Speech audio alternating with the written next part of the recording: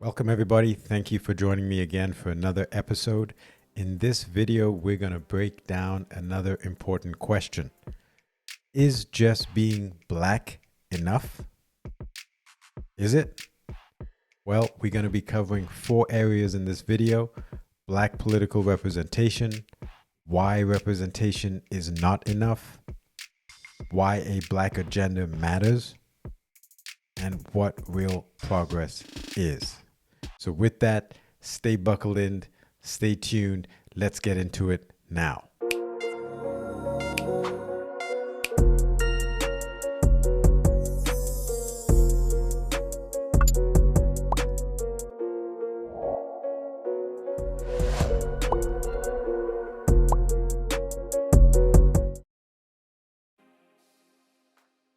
Blacks in America have made historic strides, right? From becoming the first in the political field, business, and beyond.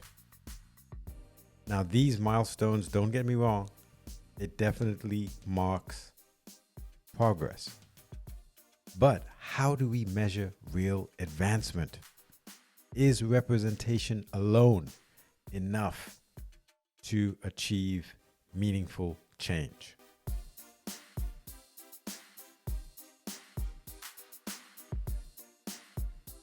So let's start with the numbers, right? So for the first time ever, 2 black women will serve in the United States Senate at the same time.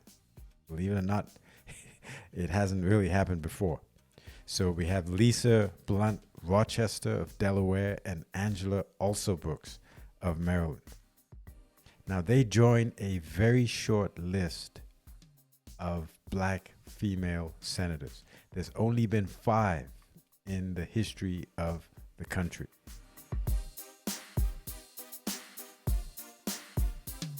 And over in the House of Representatives, the Congressional Black Caucus is now the largest ever. A lot of black lawmakers, definitely more representation, and that is progress. And we should be happy about it. Don't get me wrong. But is it enough?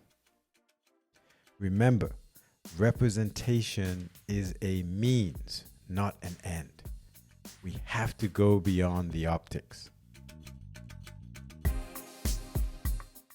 So it's very important for blacks in America, black Americans, to think of themselves in terms of a collective. When we look at ourselves, sometimes we get caught up in just looking at individual successes, Bob Johnson, the black billionaire, Michael Jordan, and Oprah Winfrey, and those sort of things. And we look at those and we kind of project and think that everything's okay, right? But the truth of the matter is that if we look at ourselves as a collective whole, that's when we will see the inequities, the inequalities, right? And the most urgent inequality, right, if I may add, is the widening racial wealth gap. Yes, the wealth gap isn't shrinking, ladies and gentlemen, right? It's growing. Decades of government policy, exclusion, have left blacks in America economically behind, to say the least. And that's why there's a need for a black agenda.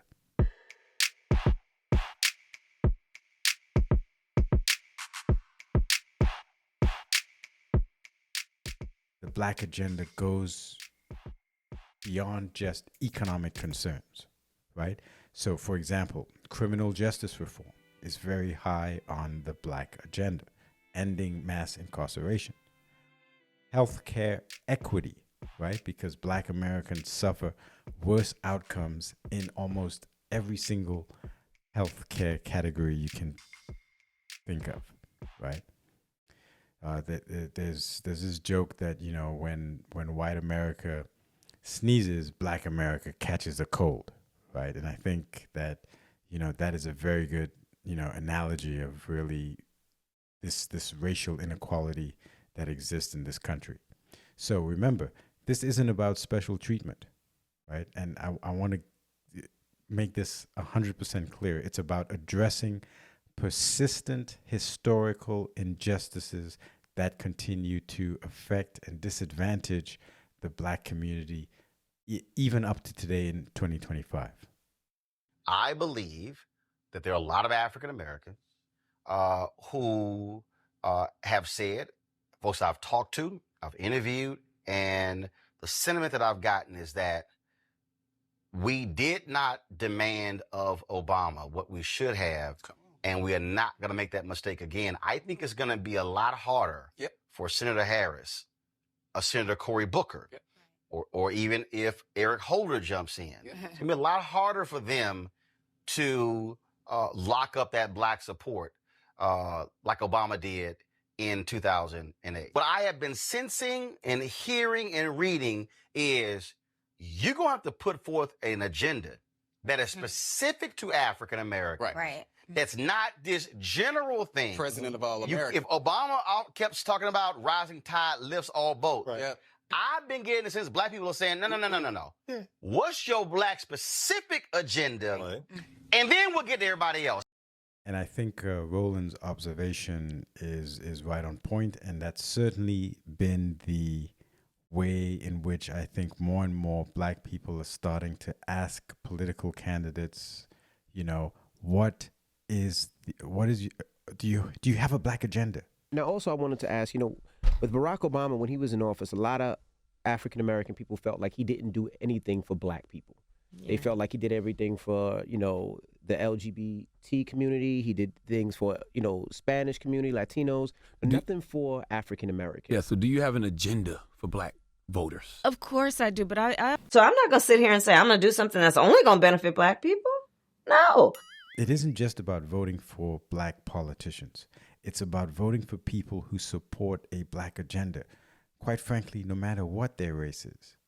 For example, if a white candidate supports the part of the black agenda, some of the black agenda, or the whole damn thing, while a black candidate doesn't. So I'm not going to sit here and say I'm going to do something that's only going to benefit black people. No. I would advise us to look to that white candidate that supports our agenda, because that is how we should be voting. If you're not fighting for black America, you don't deserve black votes. So this business about voting blue no matter who and voting red until you're dead, I don't subscribe to that.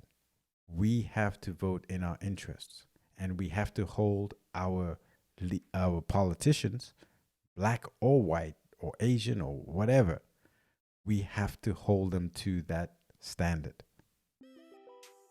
Now, Marianne Williamson ran for the Democratic nomination in 2020 and 2024, and she was one of the few candidates, probably the only candidate on the Democratic side, to openly support reparations and a black agenda in general.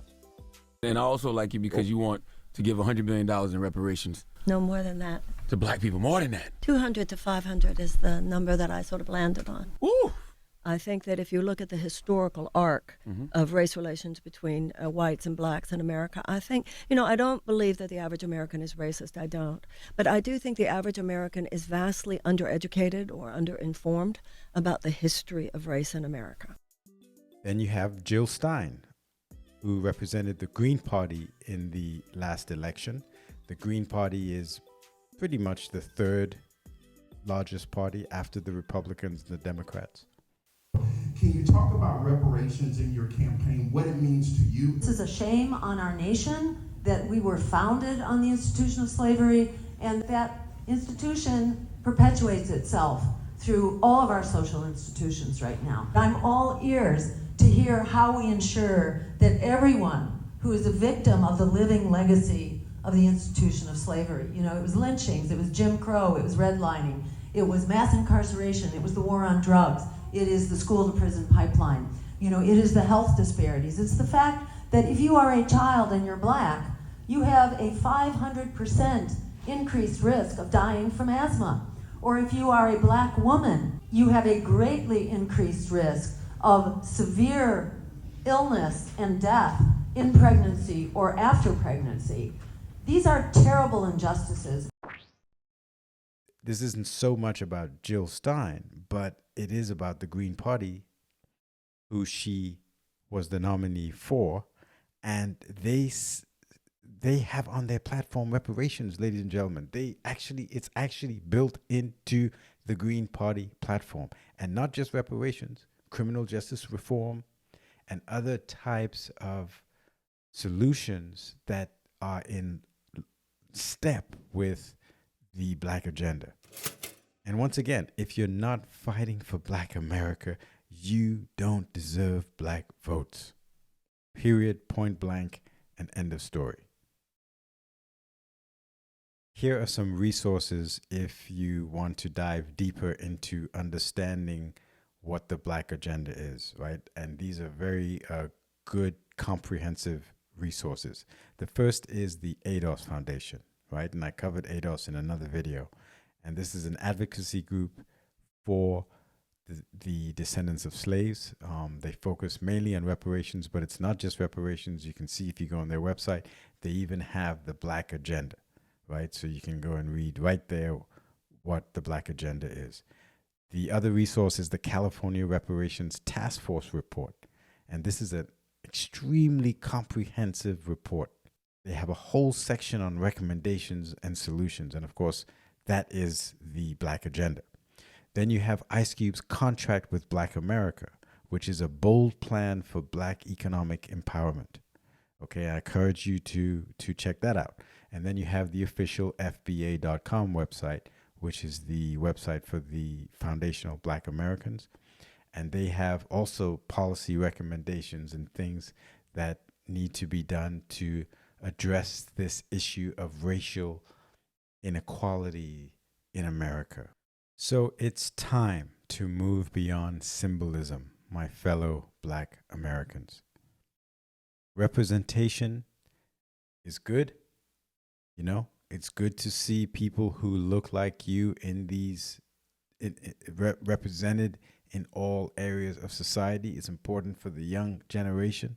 Don't get me wrong, but it is not enough. So with that, thank you very much. I appreciate you guys for tuning in. Like, share, subscribe, and all the good stuff. And I'll see you guys in the next video. Peace.